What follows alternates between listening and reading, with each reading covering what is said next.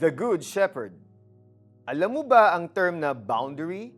A boundary is something that limits or protects you from danger. Tulad ng sa pagdadrive, may boundaries na nakalagay sa mga kalsada para hindi ka lumagpas at maprotektahan ka sa anumang sakuna o aksidente.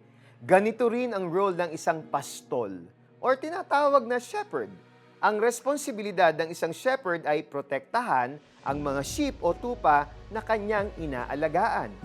An interesting fact about the shepherd is that he has a recognizable voice and his command is followed by his sheep.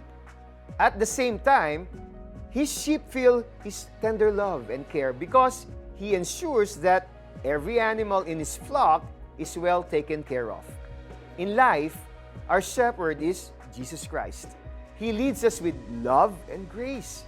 We listen to his voice and we follow him wholeheartedly.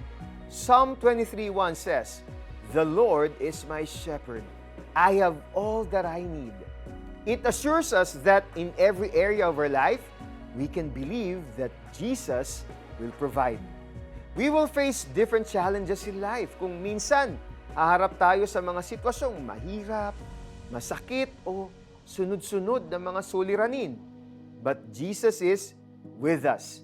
In those seemingly hopeless situations, Jesus is reminding us that as our shepherd, He will never leave us. He will be there to guide us in our decisions. But we need to be sensitive to His leading daily. Sa mga pagkakataon na maraming boses ang maaaring gumugulo sa ating isip, maniwala tayo ng buong puso sa ating pastol na si Jesus. Siya ang magbibigay ng kapayapaan at pagmamahal na hindi kayang ibigay ng mundo. Manalangin po tayo. Panginoong Hesus, naniniwala kami na Ikaw ang aming Good Shepherd. Nagtitiwala kami sa iyong mga pangako at nakikinig sa iyong boses. In Jesus' name, Amen.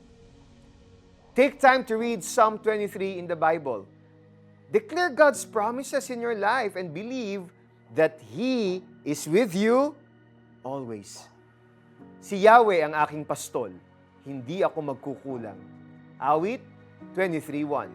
Ako po si Eric Tutanyes. God bless you all.